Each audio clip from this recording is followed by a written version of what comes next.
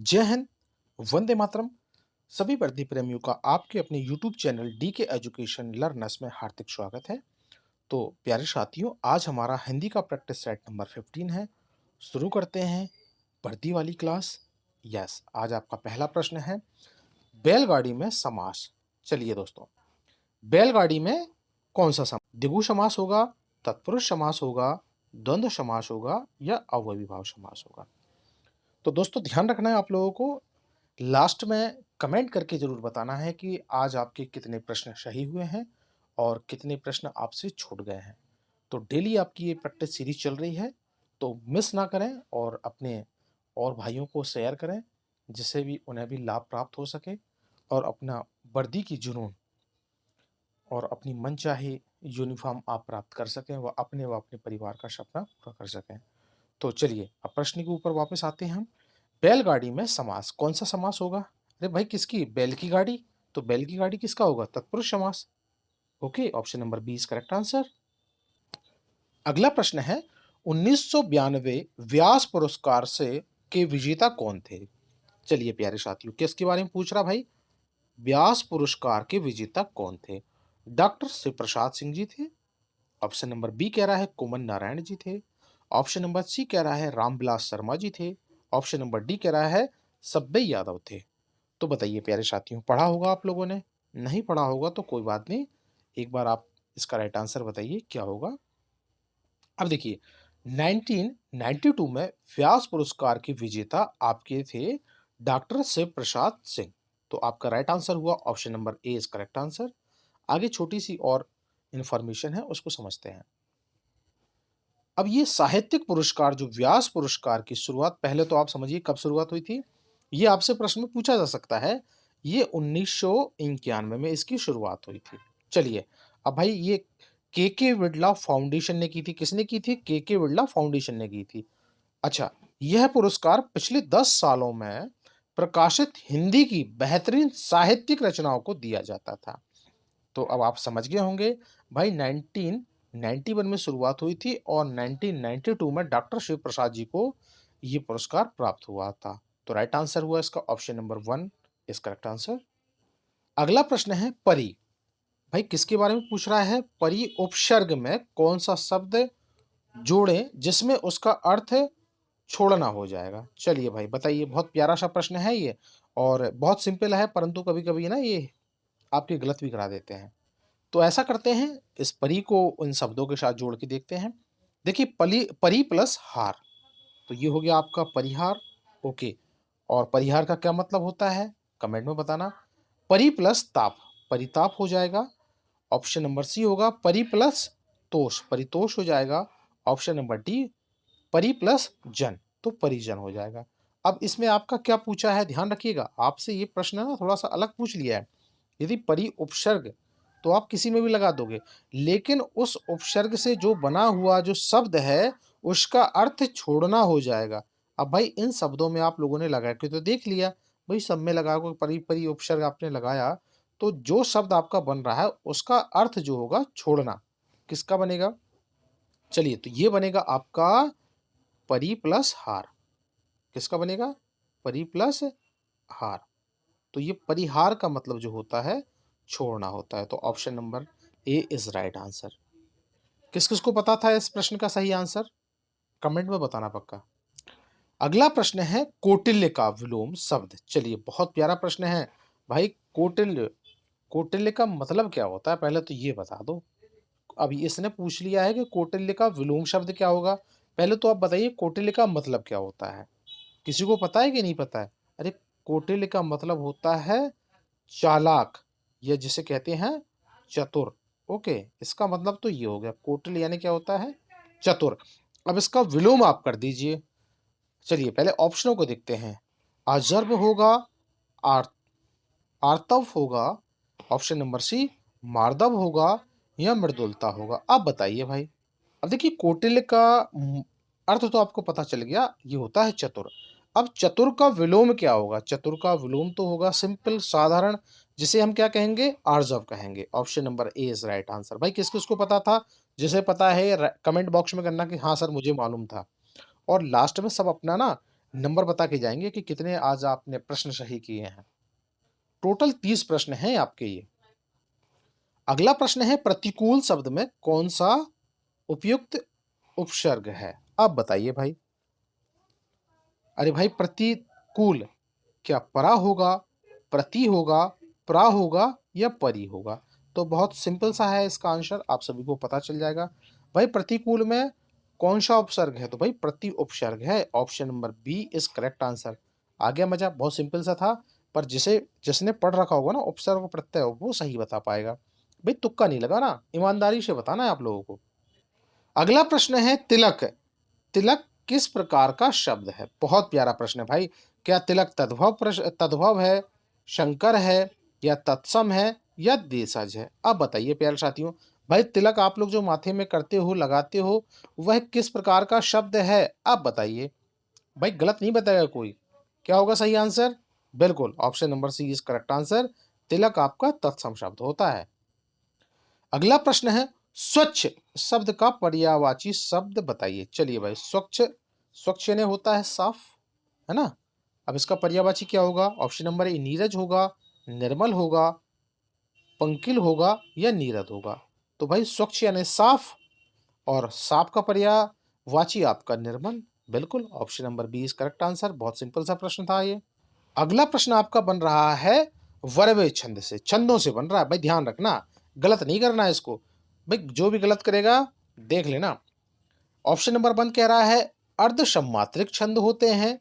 Option number A complete हो गया। Option number B कह रहा है कि सम्मात्रिक छंद होते हैं। ऑप्शन नंबर सी कह रहा है अर्ध विषम मात्रिक छंद होते हैं। ऑप्शन नंबर डी कह रहा है विषम मात्रिक होते हैं।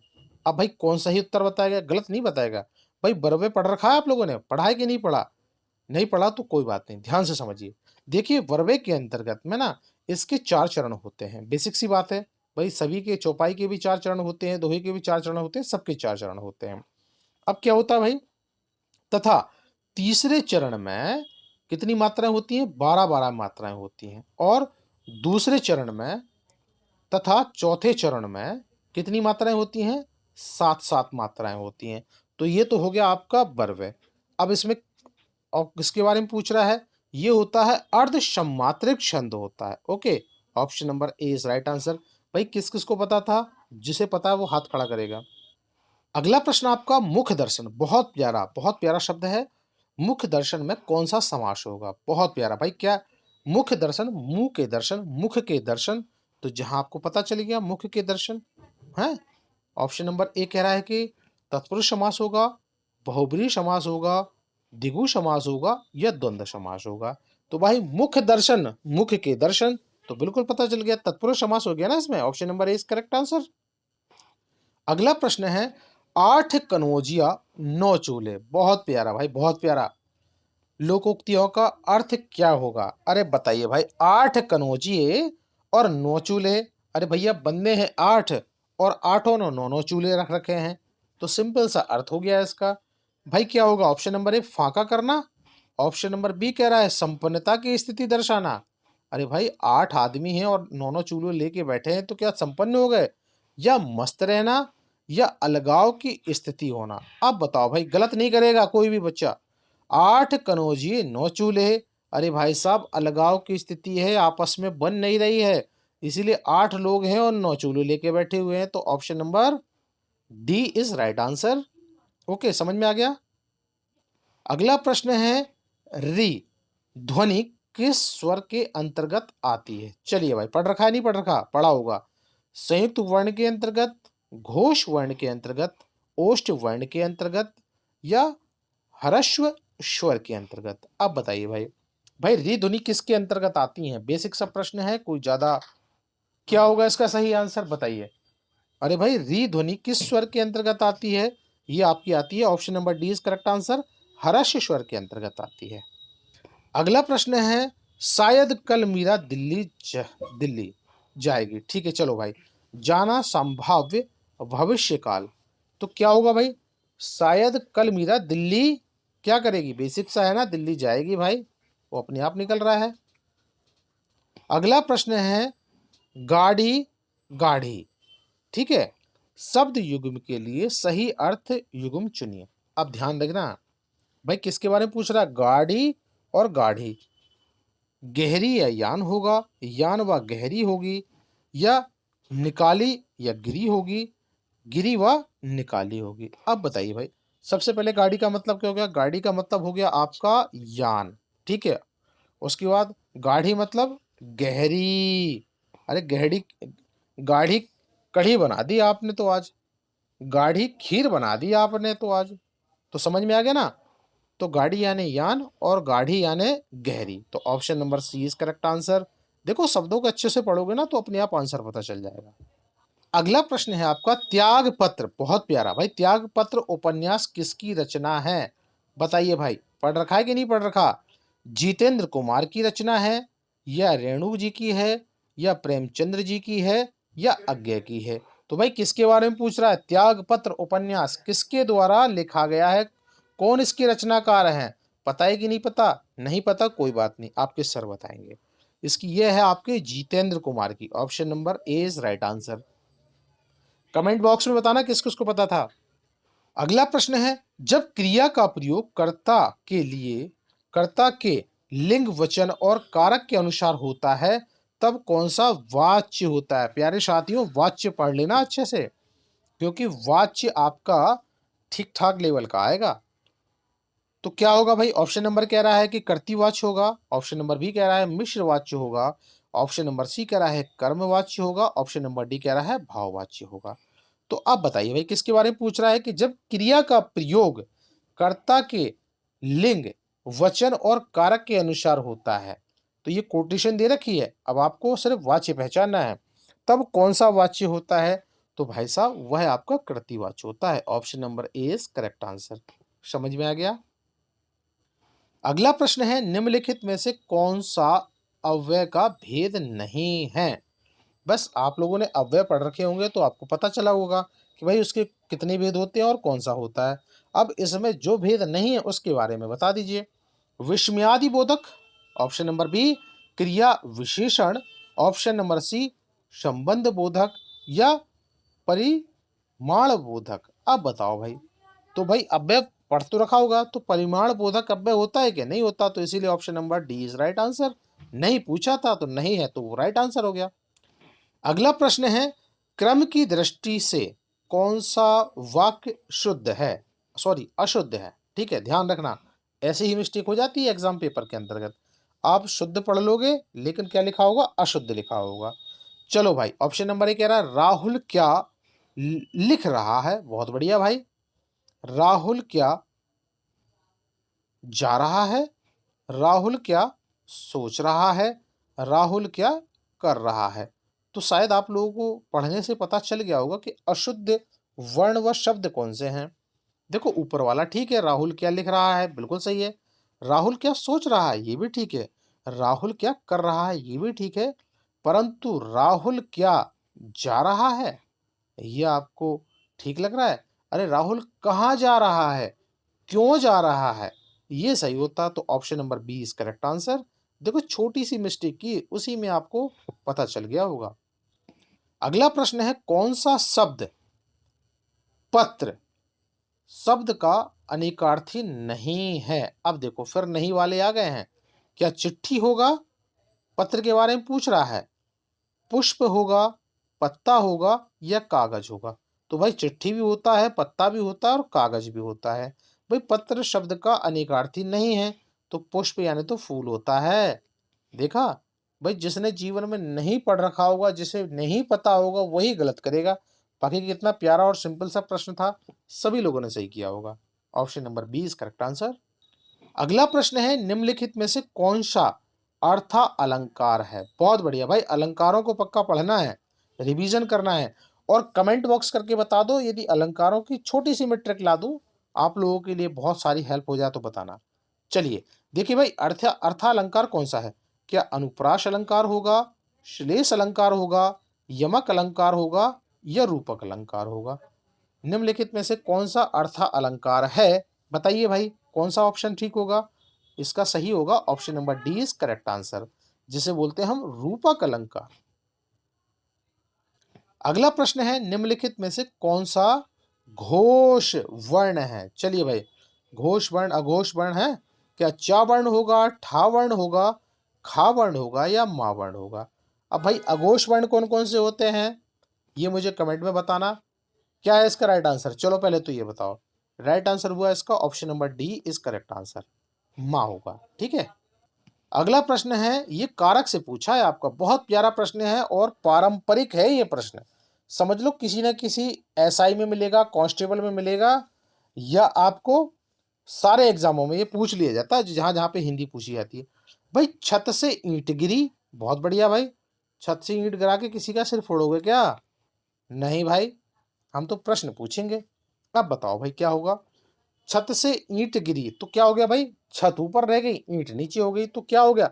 अलगाव की स्थिति बन गई ना, दोनों अलग हो गई। तो अलगाव की स्थिति में कौन सा कारण आता है, कारक आता है? चलो, क्या संबंध कारक आता है, संप्रदान कारक आता है, अपादान कारक आता है या अधिकरण आता है? तो प्यारे साथियों, ये आपका अलगाव की स्थिति में आता है। किसके बारे में? अलगाव के बारे में। जहां अलगाव होगा तो भाई छत से ईंट का अलगाव तो हो रहा है ना, तो इसमें आएगा आपका अपादान कारक। Option number C is right answer.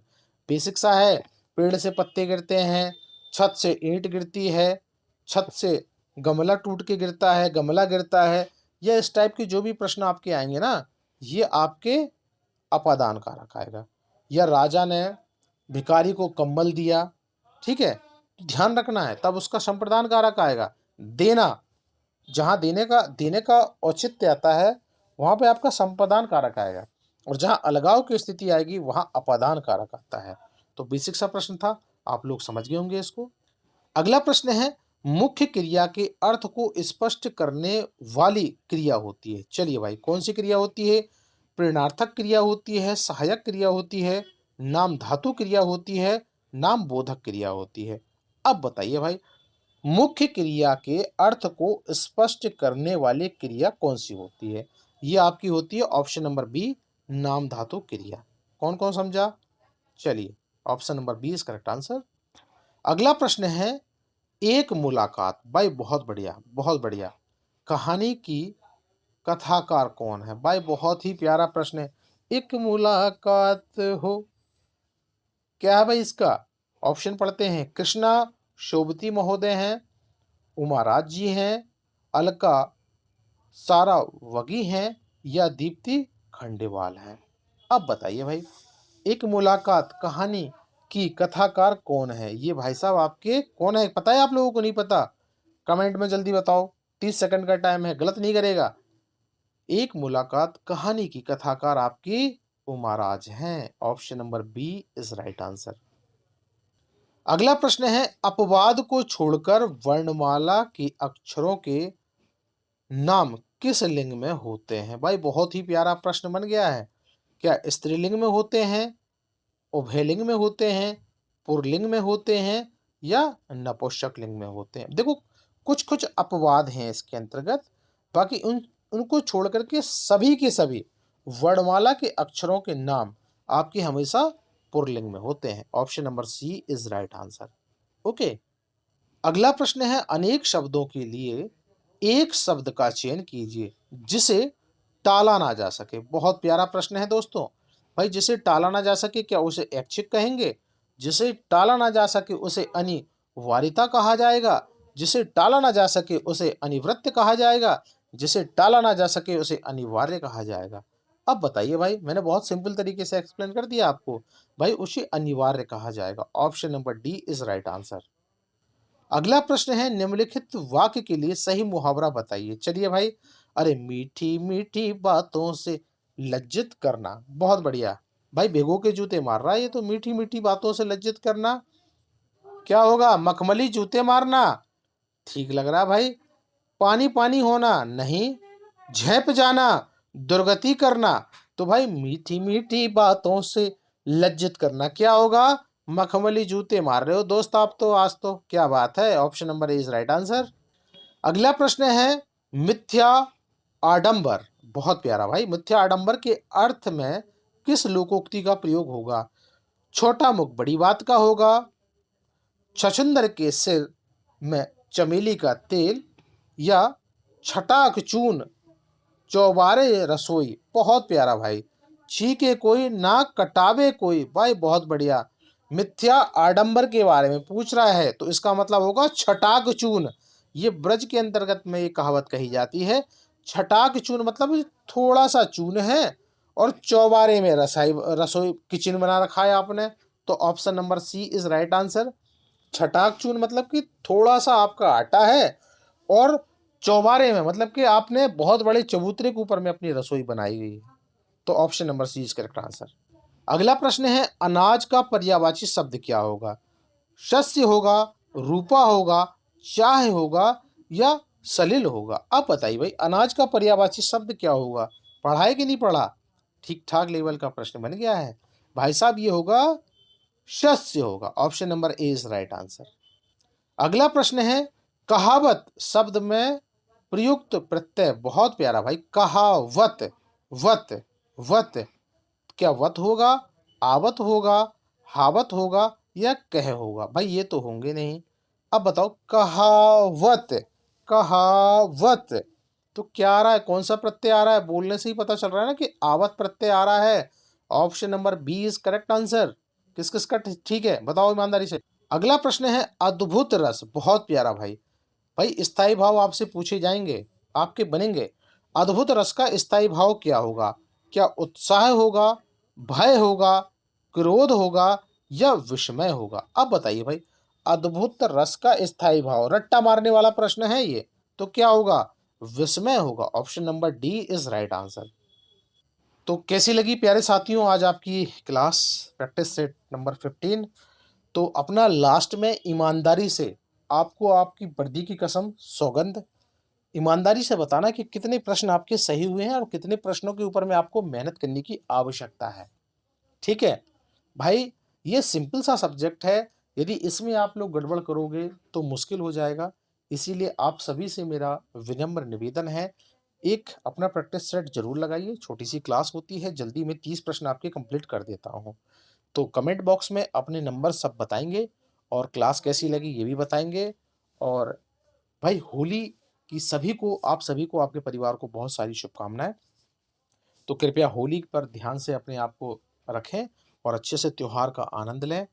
और हाँ, अब इम्पोर्टेंट इन्फॉर्मेशन, अपने सर के लिए, मेहनत के लिए गुरु दक्षिणा के तौर पे लाइक, सब्सक्राइब और चैनल को शेयर जरूर कर लेना। ठीक है, तो सभी को जय हिंद, वंदे मातरम, take care, love you for all, bye bye.